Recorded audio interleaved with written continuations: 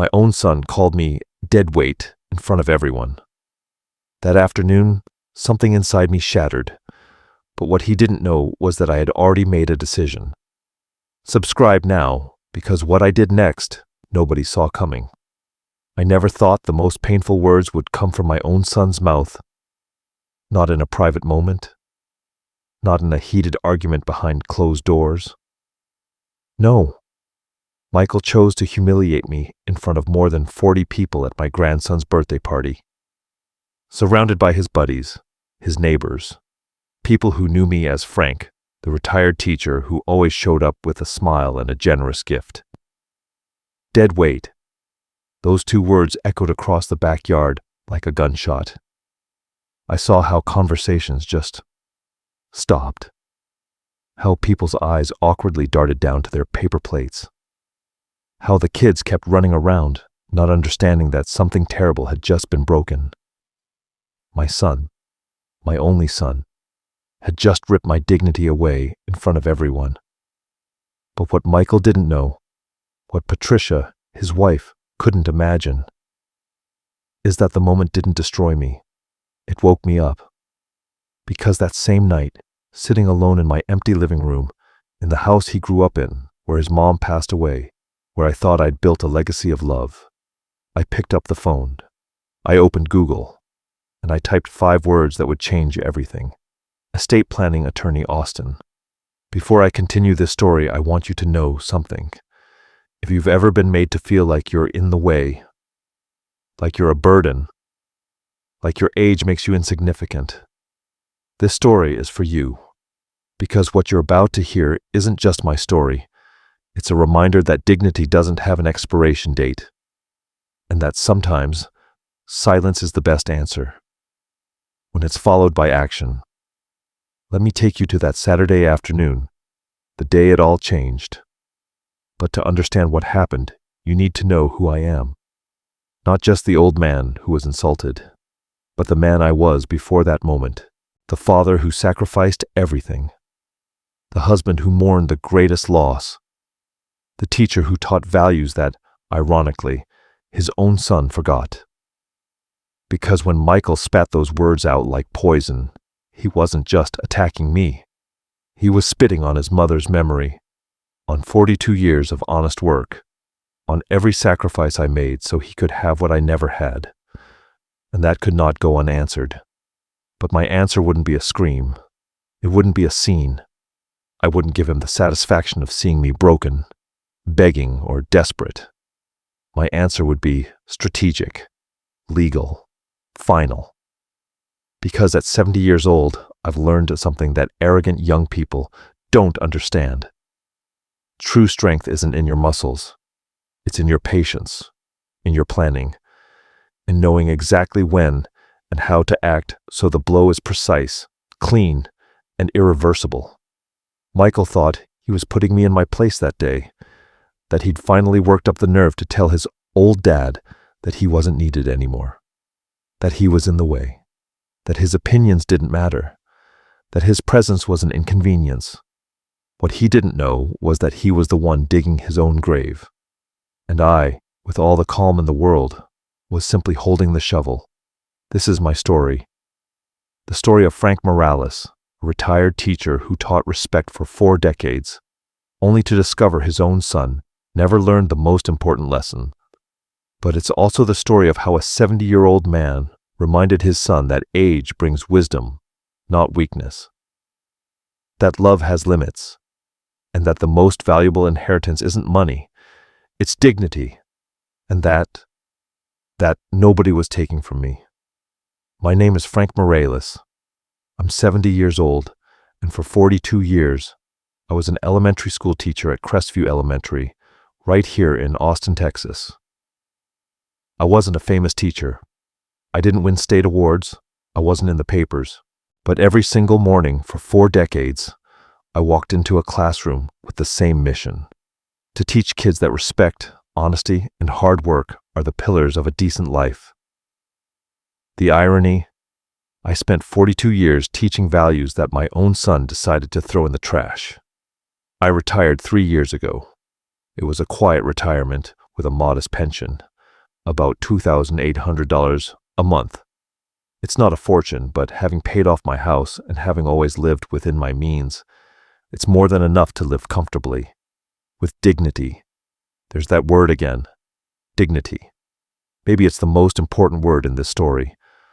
But before we get to the moment that changed everything, you need to know the person who isn't here, the person who should be by my side right now, who would have known what to say, what to do, the person whose absence made my life quieter, colder, more vulnerable. My wife, Rose, the most beautiful woman I ever knew. Not just her looks, though to me she was always beautiful, but her spirit, her way of making any house feel like a home, her laugh that filled the rooms, her infinite patience with me when I'd come home frustrated after a long day at school. Rose passed away 5 years ago. Pancreatic cancer. 8 months from diagnosis to the end. 8 months of fighting, of crying, of holding on to every moment, together like it was our last, because we knew it was. I remember our last conversation. She was in the hospital. She could barely talk. But she grabbed my hand with what little strength she had left and said something I'll never forget. "Frank," she whispered, "you've always been too good, too kind. And that's beautiful, my love. But promise me something. Promise me that when I'm gone, you won't let anyone walk all over you. You teach your students to have dignity, but sometimes you forget to have it for yourself." I promised her I'd never forget, that I'd take care of myself, that I wouldn't let anyone disrespect me. 5 years later, at that party, I broke that promise. I let Michael insult me. I let him humiliate me. I just froze, mute, unable to react. But Rose also taught me something else. Not all battles are fought in the moment. Sometimes the sweetest revenge is patience. And that night, looking at her picture on my living room mantel, I asked her for forgiveness for taking so long. But I promised her I was finally going to honor the vow I made on her deathbed. The son I had, Michael, was born 41 years ago. He was a beautiful kid, quiet, obedient, the kind of son any parent dreams of. He did his homework without being asked. He helped around the house. He respected his teachers. Rose and I thought we'd done everything right, and maybe we did, for a lot of years. Michael studied engineering at the University of Texas. We didn't have money for a private university, but he got a partial scholarship. Still, the costs were high. Books, supplies, transportation. I took on private tutoring gigs in the afternoons. Rose sewed clothes for people in the neighborhood. We did everything we could so our son wouldn't have to drop out, and he did it. He graduated with honors, got a good job at a construction firm, met Patricia. They got married. They had Danny, my grandson, the kid who fills my heart with joy every time I see him. Everything seemed perfect. But then Rose got sick, and something started to change. At first it was small things. Michael started visiting less. He always had an excuse. Work. Deadlines. The kid was sick. Understandable, I thought. He's a busy man. When Rose was in the hospital, I expected Michael to be there every day. After all, it was his mom, the woman who gave him life, who sacrificed everything for him. He came 4 times in 8 months. 4. The first week after the diagnosis. Once, halfway through the treatment. The day before she passed. And the day of the funeral. He showed up 3 hours after she finally closed her eyes. 3 hours. I was devastated, but I made excuses for him. Grief affects everyone differently, I told myself. Maybe he couldn't stand to see her like that. After the funeral, I needed help. Not financial help, just company. Someone to talk to in that house that suddenly felt so empty, so silent, so full of ghosts. Michael came by once a month, if that, but when he needed $25,000 for the down payment on his house, I was there. I sold Rose's car, that old golden Toyota Camry she loved. The car we used for Sunday drives. The car where we'd listen to music and talk about our dreams. I sold it without a second thought. Because he was my son. Because that's what fathers do. Because love doesn't keep score. Michael promised to pay me back someday when things got better. It's been 6 years. I've never seen a dime, and I didn't care. Really, the money isn't important. What's important is family, love, respect, or so I thought, until I really got to know Patricia, the daughter-in-law who changed everything. Patricia, 37, works in HR for some mid-level tech company. Comes from a wealthy family over in Westlake. Always perfectly dressed. Always with her nails done. Always with that smile that never, ever reaches her eyes. I tried to get along with her at first. She's my son's wife. My grandson's mother. But from day one, I felt a coldness. A calculated distance. Rose noticed it too. Before she died, she told me, "That woman isn't good for Michael. But it's too late to say anything now. Just look after Danny. That boy is going to need his grandpa." She was right. With every passing year, Patricia became more controlling, more manipulative. And Michael became smaller, quieter, more distant.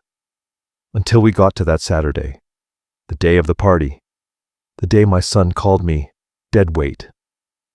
And all because I had dared to do what any grandfather does. Love my grandson. The day everything changed. It was Saturday afternoon, April 22nd, a day that should have been perfect. My grandson Danny's 8th birthday. When Michael called to invite me 3 weeks earlier, he sounded excited. "Dad, we're doing a big one this year. Danny's so pumped. We're getting a bounce house, a magician. A ton of kids from his school are coming. Don't be late." Don't be late. As if I'd ever missed anything important in my grandson's life. I woke up early that morning, 6 a.m. Same as always, a 42-year habit of being a teacher never leaves you. I used to get up that early to prep my classes, grade papers, plan the day. Now there are no classes to prep. But my body still wakes up when the sun is just peeking over the horizon. I had a quiet breakfast. Black coffee. A sweet roll. A banana. I read the Austin American-Statesman. The usual news. Politics. The border. Sports. Nothing that affected me directly. My life was simple, quiet. Maybe too quiet since Rose was gone. At 10 a.m. I went out to buy the gift. I'd spent weeks thinking about what to get Danny. At 8, kids want specific things. Hot new toys, video games, movie characters.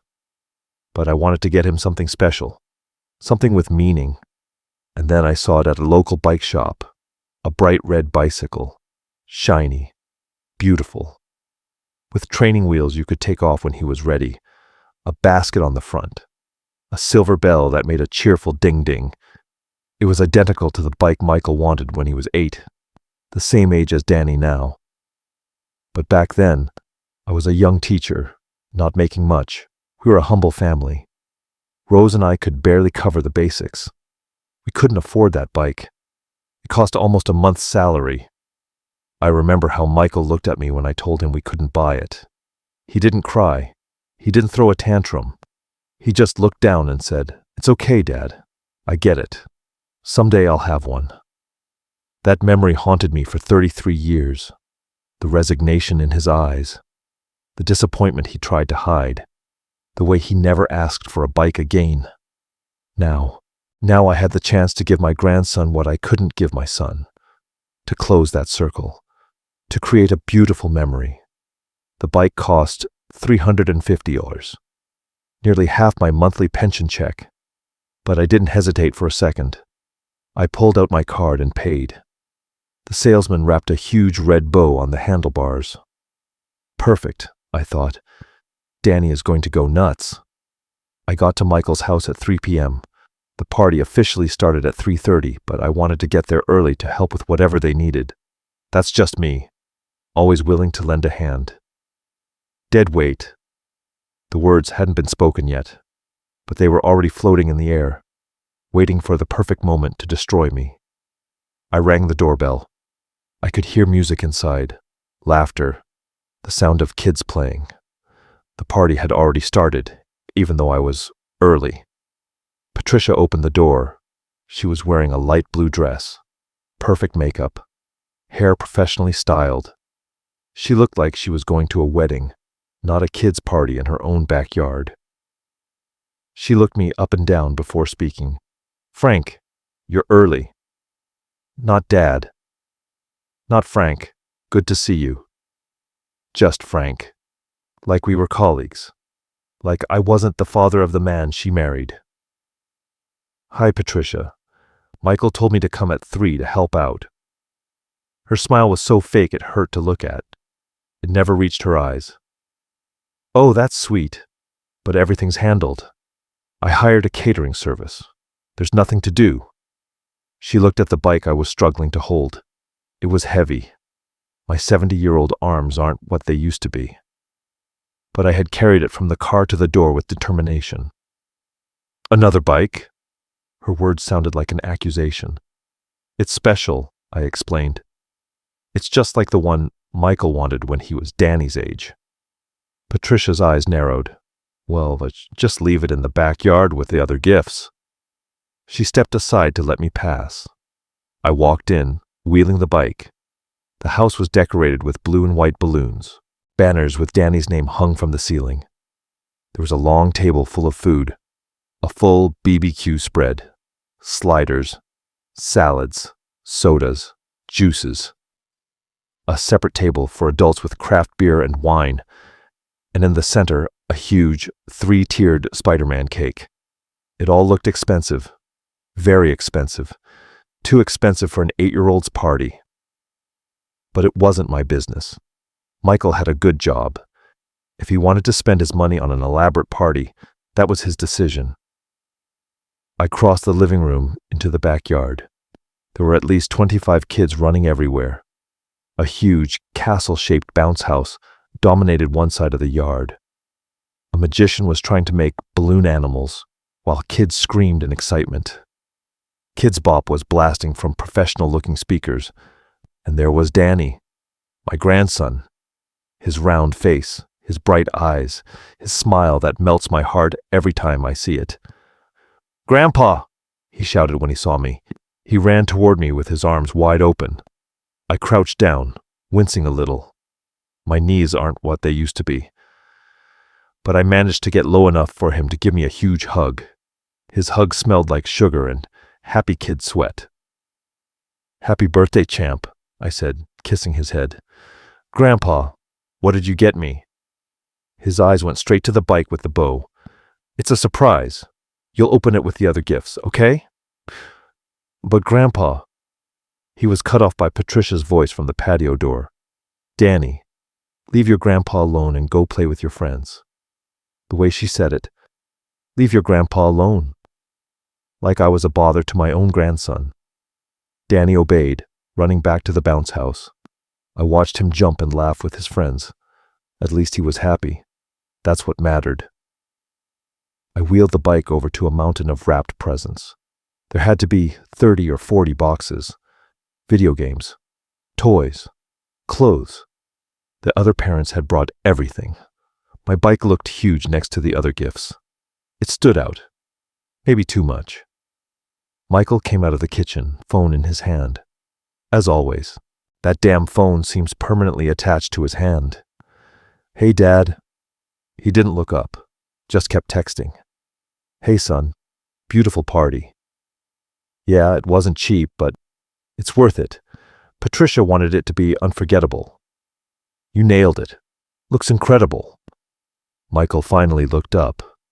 He looked at me with an expression I couldn't quite read. It wasn't happiness to see me. It wasn't gratitude for coming. It was something else.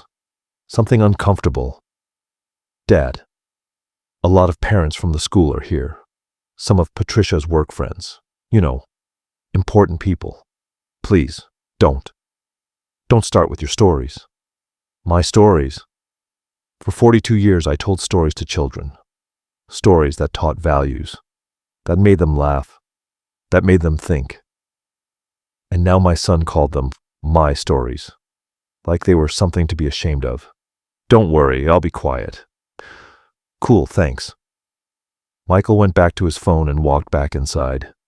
I stood alone in the backyard, surrounded by strangers.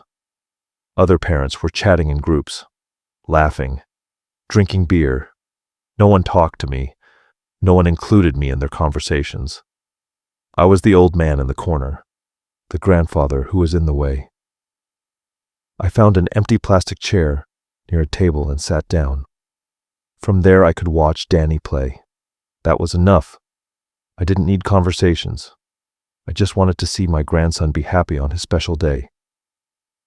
The minutes ticked by. Half an hour. An hour. The kids broke the piñata. They ate cake. The magician did his final show. And finally, it was time to open the gifts. Patricia organized the kids in a semicircle. Danny sat in the middle, surrounded by the mountain of presents. The other parents pulled out their phones to record.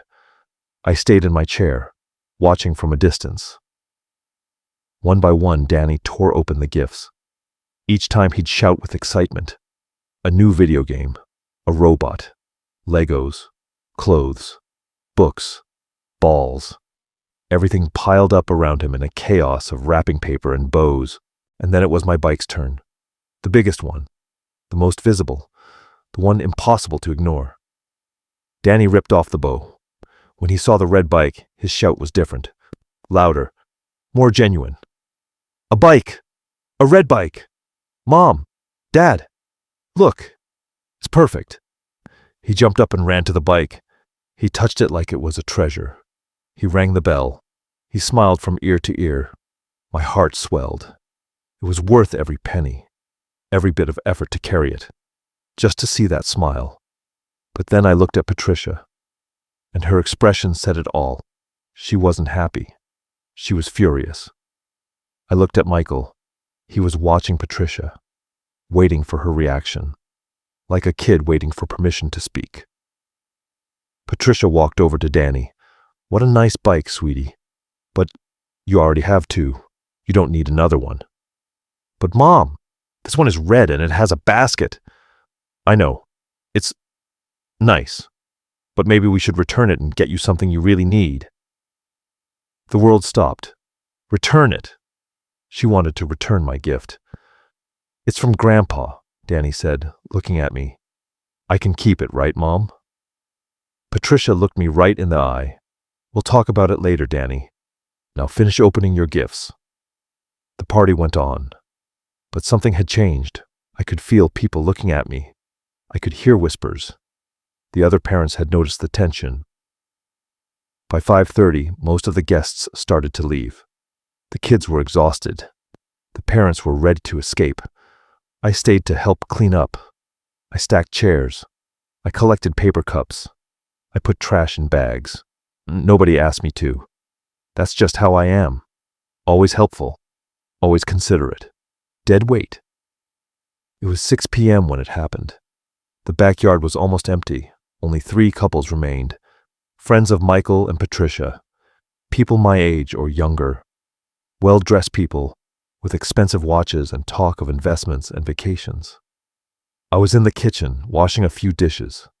Patricia had said the caterers would handle everything, but I saw dirty plates piling up and I just couldn't help it. Michael walked into the kitchen. Dad, we need to talk. His tone wasn't friendly. It was serious, almost threatening. Sure, son. What's up? Come with me. I followed him back to the yard. I thought we were going to sit somewhere quiet, but no.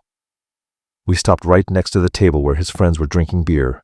Patricia was there, arms crossed, with that look I knew so well, the look that said, this was my idea. Michael took a deep breath. Dad, Patricia and I have been talking. His friends stopped talking. They were watching us. We were putting on a show, and I didn't even know what it was about. Talking about what? About, your situation. My situation? I asked, confused. Yeah, the fact that you live alone, you're 70 now, and well, at your age, things happen. A cold chill ran down my spine. What are you trying to say, Michael? Patricia stepped forward. Her voice was sweet, but her words were knives. What Michael is trying to say, Frank, is that it would be better for everyone if you sold your house. The world stopped spinning. Your house is too big for you, she continued. 3 bedrooms. A yard you can't possibly maintain. Stairs that are going to be dangerous for you. It would be much smarter to sell and move into a nice retirement community. A home? I stammered. They want to put me in a home? But I'm fine.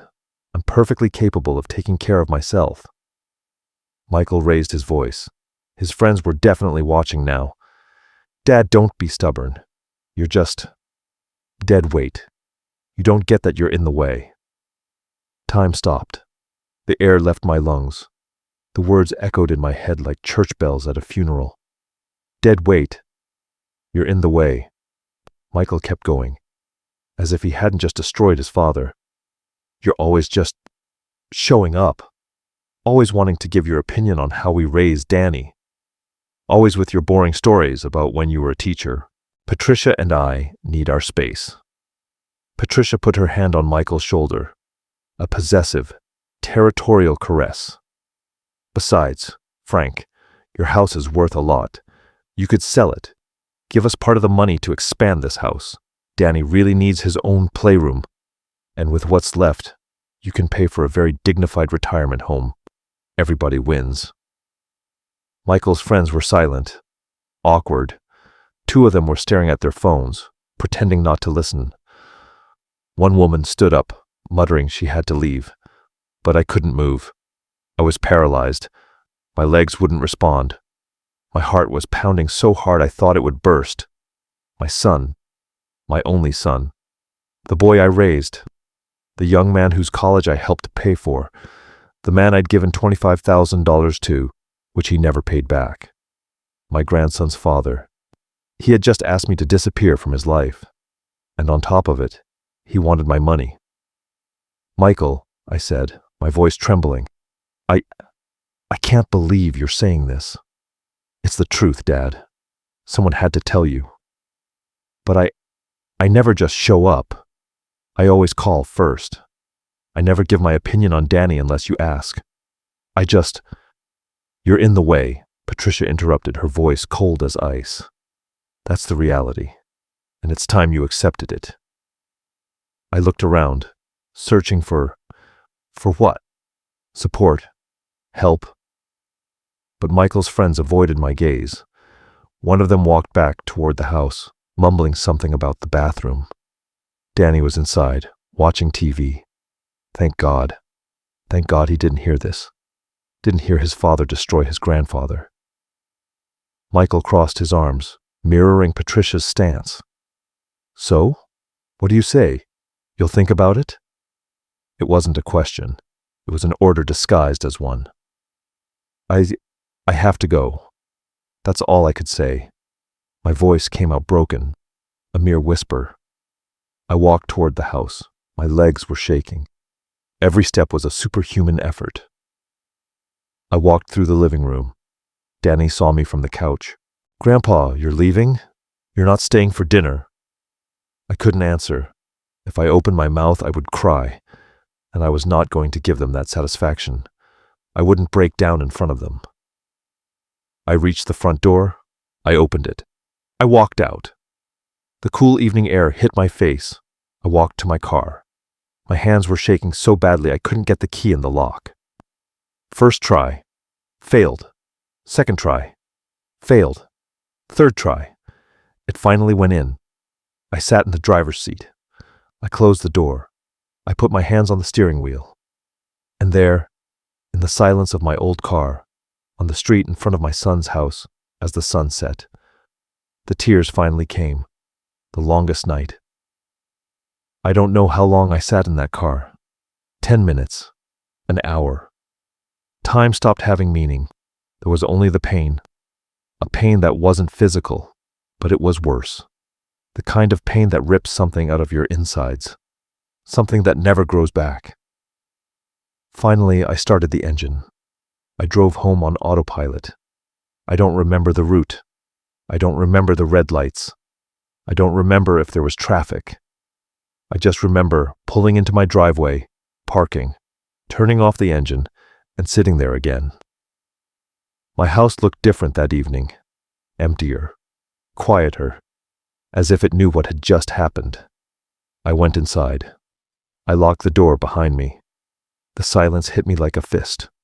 No voices. No laughter. No sound of Rose humming her favorite songs while she cooked in the kitchen. Just silence. I stood in the entryway, not knowing what to do. My legs were still shaking. My heart was racing. I felt a weight on my chest that made it hard to breathe. Dead weight. You're in the way. The words just looped in my head, like a broken record, over and over. I walked to the living room.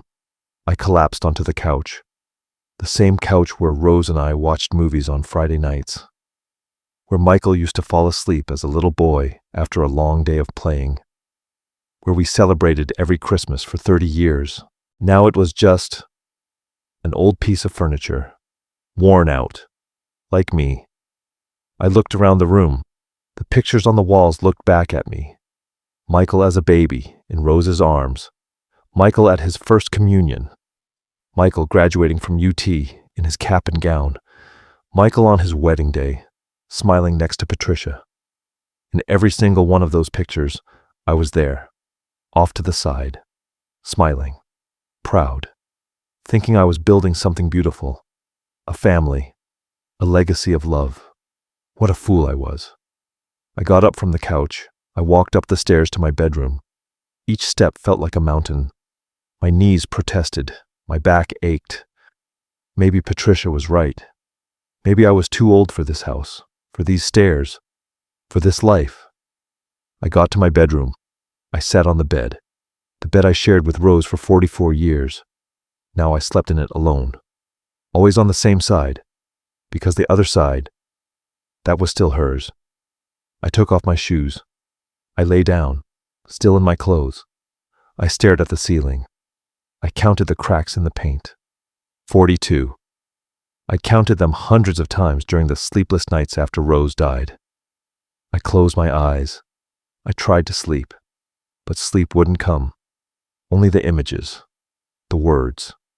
Patricia's look of contempt, the cowardice in Michael's eyes, the whispers of his friends. I got up. No use in trying. It was only 8 p.m., but it felt like days had passed since the morning. I went down to the kitchen. I opened the fridge. There was food, leftovers, chicken, rice, vegetables. But I wasn't hungry. My stomach was in knots. My throat was tight. I closed the fridge. I filled a glass with water from the tap. I drank it slowly. The cold water helped clear my head. A little. I went back to the living room. Sat on the couch again. I picked up the remote. Turned on the TV. The news. A reporter talking about something. Politics. Crime. I turned it off. I didn't need more negativity. The silence returned, heavier this time, more oppressive. I looked at the mantel, over the fireplace. There it was, my favorite picture, Rose and me on our wedding day, 47 years ago. We were so young, so full of hope, so naive.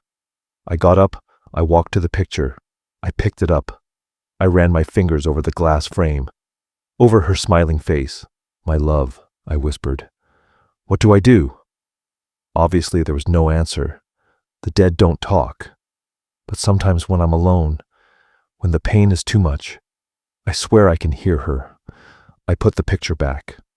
I just stood there, looking at it, remembering.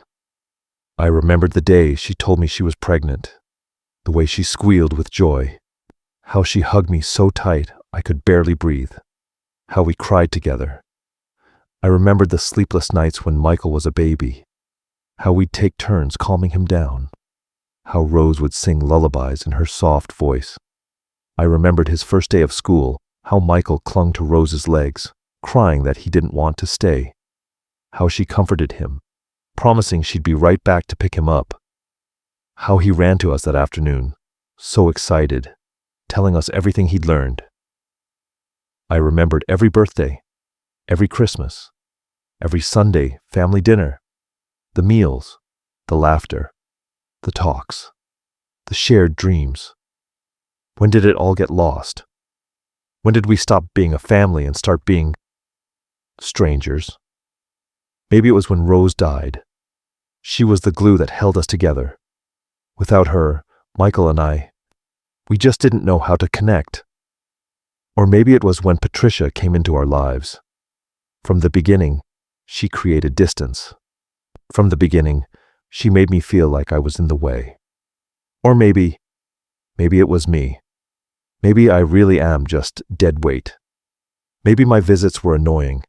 Maybe my advice wasn't welcome. Maybe my stories really are boring. No, it couldn't be just my fault. I was just trying to be a good father, a good grandfather, to be present without being invasive, to help without demanding, to love without conditions. And this is what I get. I walked to my study, the small room I turned into an office when I retired. There was an old computer, a wooden desk, shelves full of books, some on education from my teaching years, others on history, literature, philosophy. I sat down at the computer. I turned it on, waited as it whirred to life. I opened the web browser. The screen glowed in the dark room. I had only turned on the small desk lamp. The rest of the house was in shadows. I typed into Google, "What did I do wrong?" I hit enter. Thousands of results. Articles on parenting, on family relationships, on adult children, on generational conflicts. I read for hours, absorbing every word, looking for answers, looking for explanations, looking for something, anything, to tell me I wasn't crazy, that it wasn't my fault. And slowly, as I read, something started to change inside me. Articles about adult children who manipulate aging parents, about spouses who alienate in-laws, about financial abuse of seniors, about the cycle of entitlement. I wasn't the only one. There were thousands, millions of older people going through the exact same thing, being pressured to sell their homes, to hand over their money, to conveniently disappear. And suddenly, I saw it, clearly. This wasn't about me being in the way. This was about them wanting my house, my money, my inheritance. Patricia had said it plainly. "Your house is worth a lot. You could give us part of the money. Everybody wins." Everybody but me. It was 2 a.m. when I finally turned off the computer. My eyes were burning. My back ached from sitting so long. But my mind was clear. For the first time since that afternoon, I went back up to my bedroom. This time I changed into my pajamas. I brushed my teeth. I went through the motions. I got into bed. I closed my eyes. And this time, exhausted, emotionally and physically, I fell asleep. I dreamed of Rose. We were in the kitchen of our first apartment. She was cooking. I was hugging her from behind. Michael was playing in the living room. Everything was perfect. Everything was as it should be. And then in the dream, Rose turned around. She looked at me with those eyes I knew so well, and she said, "Frank, do you remember what you promised me?" I woke up with a start. The sun was streaming through the window. It was Sunday morning. I had slept for 10 hours straight, something I hadn't done since before Rose got sick. I lay there, staring at the ceiling. The words from the dream echoed in my mind. Your promise. I promised Rose I would have dignity, that I wouldn't let anyone walk all over me, that I would respect myself. And yesterday, I had failed. I froze. I stayed silent. I accepted the humiliation without a fight. But today was a new day. I got out of bed with determination. I showered. I shaved. I put on clean clothes. I made a proper breakfast. Coffee. Eggs with toast. Fruit. As I ate, I thought. I planned. For the first time in days, my mind was sharp, focused, decided. I finished breakfast. I washed the dishes. I cleaned the kitchen. And then I went back to my study. I turned on the computer. I opened the browser, and this time I typed something different into Google. Estate planning attorney, Austin. If Michael and Patricia wanted my house, my money, my inheritance, they were about to find out that this useless old man still had a few tricks up his sleeve. Because in 42 years of teaching, I learned one fundamental lesson. Never, ever underestimate someone just because of their age. We're not weak. We're wise. And wisdom, used correctly, is the best weapon there is. The answer. Monday morning, 9 a.m. I was sitting in the waiting room of Hernandez and Associates, PLLC. I'd found them online. Good reviews. 28 years of experience. Specialists in family law and estate planning. The receptionist, a young woman, smiled at me. Mr. Ramirez will be with you in just a moment, Mr. Morales. I nodded, thanking her. I looked around. The office was simple, but professional. Comfortable chairs, magazines on a coffee table, diplomas on the walls. 5 minutes later, the door opened. A man about my age, maybe late 50s, came out. Graying hair, glasses, a crisp polo shirt, no tie, a kind face. Mr. Frank Morales? Yes, that's me. A pleasure. I'm Javier Ramirez. Please, come in. I followed him into his office. It was spacious. A big desk, shelves full of thick legal books, a window overlooking the street. Everything was orderly. It projected seriousness and confidence. Please, have a seat, he said, gesturing to a chair in front of his desk. I sat. He sat across from me. He pulled out a legal pad and a pen. So, Mr. Morales, tell me, what can I help you with? And for the next hour I told him everything, from the beginning, from when Rose died, from when Patricia came into our lives, from the $25,000 I'd loaned Michael, from the party on Saturday, from every single, painful word. Mr. Ramirez took notes the entire time. He never interrupted me. He just nodded. Sometimes he'd frown. Sometimes he'd sigh. But he listened, with complete attention. When I finished, he closed his notebook. He leaned back in his chair. He laced his fingers together on his desk. Mr. Morales. Frank, I am so sorry for what you are going through. Unfortunately, your case is not unique. I see situations like this every single week. Adult children trying to take advantage of their aging parents. And almost always, there's a manipulative spouse pulling the strings. So, what can I do? A lot, he said. A whole lot. But first I need to know a few things. Your house, is it in your name? Yes, completely. Paid it off 12 years ago. Any debts? None. Savings? I have about $140,000, my retirement payout, plus what I've saved from my pension. Mr. Ramirez smiled. Perfect. Then you are in a very strong position, much stronger than your son imagines. He leaned forward. His tone became more serious. Professional. Here's what we are going to do. First, we are drafting a new will. Right now, I assume everything is left to Michael, as your sole heir. Correct? Yes. That is going to change. We are going to create a will where your assets go to a foundation, a charitable foundation that you and I will establish. What kind of cause interests you? I thought for a moment. Rose. Rose always wanted to help teachers. She said teachers give so much and get so little recognition. Retired teachers, I said, more firmly. I want to help retired teachers with medical bills or emergencies. Excellent. The Rose Morales Foundation. In honor of your wife.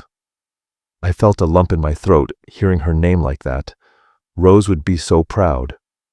Mr. Ramirez continued. Second, we need to protect your assets now, not just when you pass. We are going to establish a durable power of attorney, naming someone you trust absolutely. Do you have any siblings? Close friends? My sister, Mercedes. She's 68, lives down in Florida. We've always been close. Perfect. Mercedes will be your agent. This means no major changes to your assets can be made without her authorization. If anyone tries to pressure you, manipulate you, or trick you, these legal protections will be in full effect. Can Michael do anything? No, absolutely nothing. Once these documents are filed, your son will have zero power over your financial decisions. I leaned back in my chair. For the first time in days, I felt like I could breathe again. And now, Mr. Ramirez said, comes the important part. He pulled a folder from his desk. We are going to send a certified copy of the new will directly to your son's address, with a letter, drafted by me, explaining that you made these decisions in full possession of your mental faculties, that you were legally advised, and that any attempt at coercion, intimidation, or manipulation will be reported to the proper authorities. Is that legal? Completely. You have every right to dispose of your property as you see fit, and you have every right to protect yourself from potential abuse. How long will all this take? 1 week to draft the documents, another week to get them notarized and filed. In 2 weeks, Mr. Morales, you will be completely protected. And the cost? $3,000 for the entire package. Includes the will, the power of attorney, the foundation setup, and my counsel for 1 year. I didn't hesitate for a second. I'll take it. Mr. Ramirez extended his hand across the desk. I shook it. His grip was firm, confident. You did the right thing by coming in, Frank. Too many people in your situation just stay quiet. They accept the abuse because they don't know they have options. But you were brave, and that is going to make all the difference. I walked out of that office feeling like a different man, lighter, stronger, like I had gotten back something I'd lost. It wasn't revenge I was after. It was justice. It was respect. It was dignity. For 42 years, I taught kids that actions have consequences, that respect is earned, that family is important, but it is not an excuse for abuse. And now, it was time for my son to learn that lesson. The 2 weeks that changed everything. The next 2 weeks were a whirlwind. I called my sister, Mercedes. I explained the whole situation. She was furious with Michael, but she supported me completely. She agreed to be my power of attorney without a second thought. Mr. Ramirez called me every other day. The documents are drafted. We have an appointment with the notary. Everything is proceeding perfectly. Michael called me once during that time. I didn't answer. He sent a text. Dad, we need to talk. I didn't reply. I needed space. I needed this to end on my terms, not his. On Friday, I signed everything. The will, the power of attorney, the foundation papers. The notary, a serious man, went over every single page with me. He explained every clause. He made sure I understood exactly what I was signing. Mr. Morales, are you making these decisions of your own free will, without pressure from anyone? Absolutely. This is my decision, and mine alone. And you understand you are bequeathing your assets to a foundation rather than your son? I understand perfectly, and it's exactly what I want. I signed. The notary stamped his seal. Mr. Ramirez smiled. It's done. Now we just need to send the documents to your son. When? Monday. By certified mail. He will have to sign for it. He won't be able to ignore it. I walked out of that office feeling invincible, like I had climbed a mountain, like I had finally taken back control of my life. That night I slept deeply. No nightmares, no insomnia, just peace. because I knew what was coming next would change everything. And I was ready. The call. Monday morning. Mr. Ramirez called me. Frank, the package has been sent. It's scheduled for delivery to your son's address between 2 and 4 p.m. today. He'll have to sign for it. Thank you, Javier. Now, this is the hard part. The waiting. He will probably call you the second he reads it. Be prepared, emotionally. He will try to manipulate you. He will threaten. He will promise. He will beg. Stay strong. I will. I hung up. I looked at the clock. 10 a.m. I had 4 hours, maybe 5, maybe 6. I made a coffee. I sat in the living room. I tried to read the paper, but I couldn't focus. The words just danced on the page. I turned on the TV, news, cooking shows, soap operas.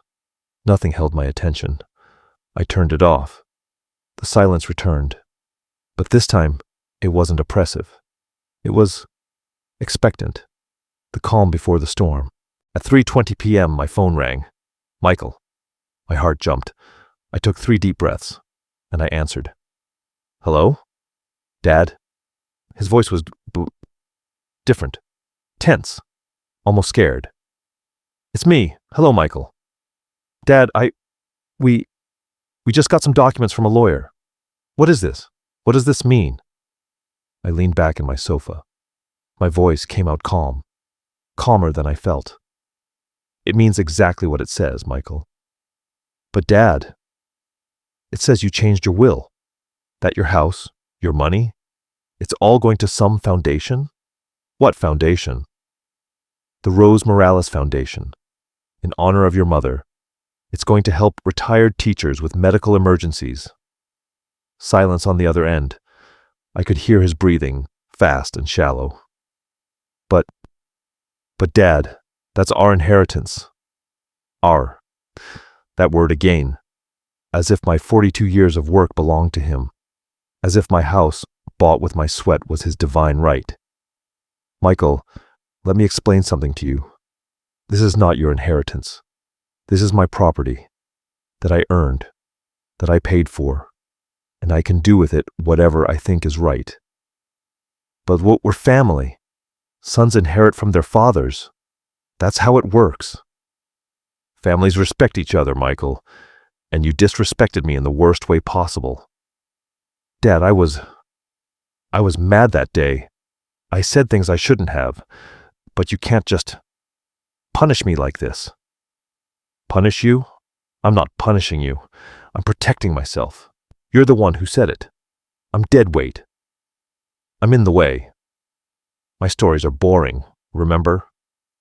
Another silence. Longer this time. Heavier. Patricia was standing right next to me. She was pushing me to say that stuff. Ah, so it was Patricia's idea. How convenient, Michael. You're 41 years old. You're a grown man. You don't get to hide behind your wife like a child. Dad, please. We can talk about this. Come over for dinner tonight. We'll fix this. There's nothing to fix. The documents are legal. They're filed. My decision is final. I heard voices in the background. Patricia. Muffled, but I could tell. She was furious. Michael came back on the phone. His voice now had an edge to it. A threat. Dad, this isn't going to stand.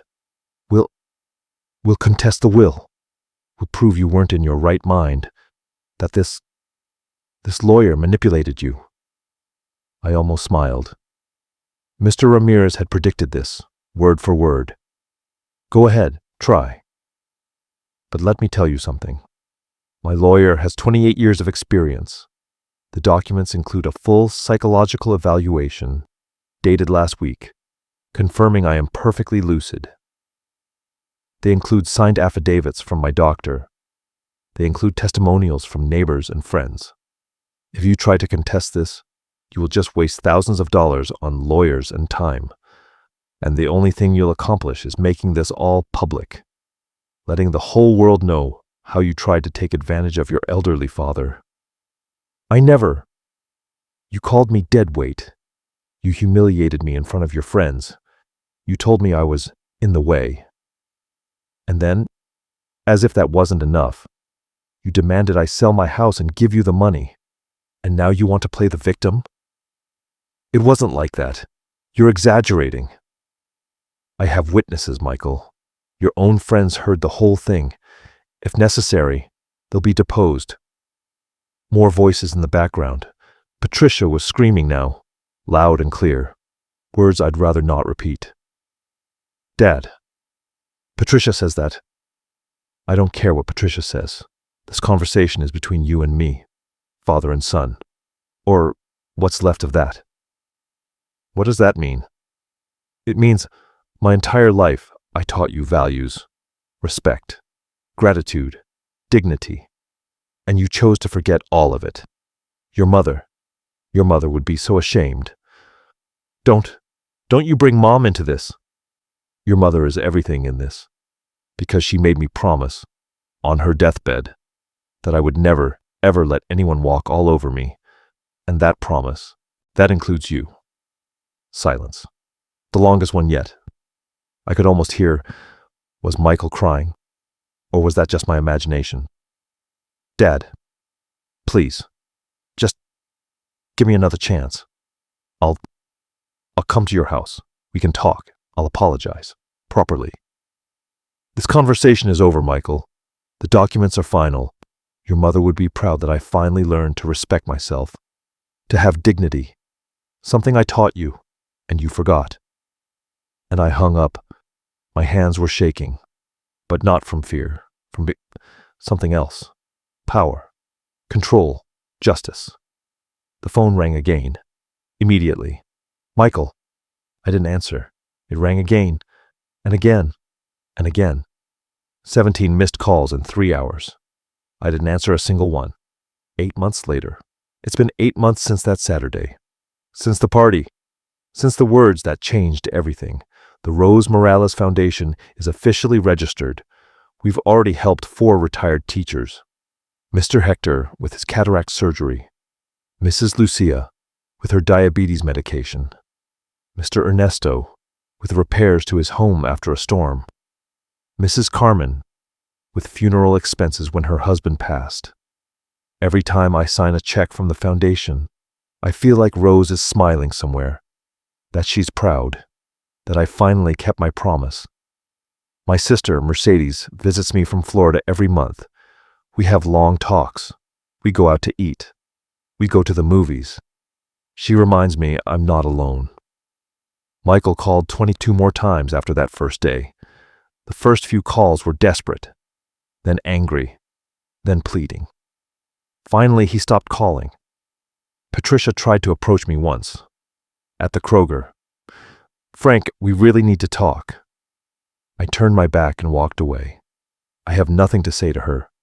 But Danny is different. I send him letters every 2 weeks, with drawings, little gifts in the mail, and he writes me back. His letters, with his kid scrawl, are the one thing I look forward to. Someday, when he's older, when he can make his own decisions, I hope he'll come visit me. I hope he'll ask me what happened, and I'll tell him the whole truth, unedited, unsoftened. I'll tell him his father had to learn a very painful lesson, that sometimes love isn't enough if it's not paired with respect. That family is important, but it's not an excuse for abuse. And I hope he understands. I hope he doesn't make the same mistakes. I hope he's a better man than his father. Because that's my final lesson, my true legacy. Not in money, not in property, but in values, in principles, in dignity. My neighbors, they say hello to me differently now, with more respect. Some of them heard rumors about what happened. Others just notice that I walk a little taller, that I smile more, that something's different. You're looking good, Frank, my neighbor, Mrs. Conchita, told me at the bakery last week. I'm feeling good, Conchita, I told her. I feel free. And it's true. For the first time in years, since Rose died, I feel whole. Not happy, exactly. It still hurts. I still miss what could have been. I still dream of having a normal relationship with my son. But I have peace. I have dignity. I have self-respect. And that is worth more than any inheritance. My message to you. This morning, as I was having my coffee and reading the paper, I thought about everything that happened. The decisions I made, the words I said, and the ones I kept silent. Do I have regrets? Not one. Was it easy? No. It was the hardest thing I've ever done. Harder than losing Rose, because Rose, she was taken by a disease. But this was a choice. A conscious decision to draw a line. To say, enough. And yes, I lost my son in the process. But the real question is, did I really lose him? Or did I just finally see clearly what was already lost long ago? The Michael I knew. The sweet boy who fell asleep in my arms, who'd hug me when he was scared. That Michael died years ago. Maybe when Rose died. Maybe when Patricia came into his life. Or maybe he just grew up to be someone I don't recognize. And it hurts. Of course, it hurts. But the pain of staying in a toxic relationship hurts more. The pain of being belittled, ignored, used, that hurts more.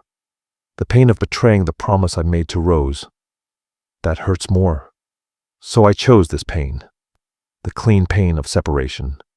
The honest pain of setting boundaries. The dignified pain of respecting myself. And with that pain comes something unexpected. Freedom. The freedom of no longer waiting for calls that don't come. Of no longer making excuses for unacceptable behavior. Of no longer feeling small in my own life.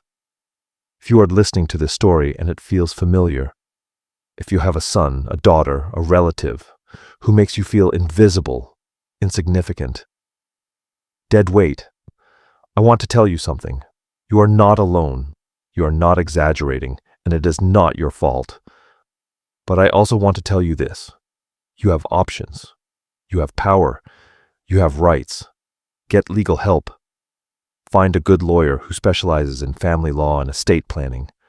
Protect your assets. Make a clear will. Set up a power of attorney with someone you trust. And most importantly, do not negotiate your dignity, ever, for anyone. Because at the end of the day, when you are alone, when you close your eyes at night, the only thing you have is your own conscience. And your conscience needs to know that you respected yourself, that you set boundaries, that you did not let them treat you like trash. Love is not suffering. Love is not accepting abuse. Love is not making yourself small so someone else can feel big. Love is mutual respect. It's consideration. It's gratitude. It's reciprocity. And if someone can't give you that, then it doesn't matter if you share blood. It doesn't matter if they grew up under your roof.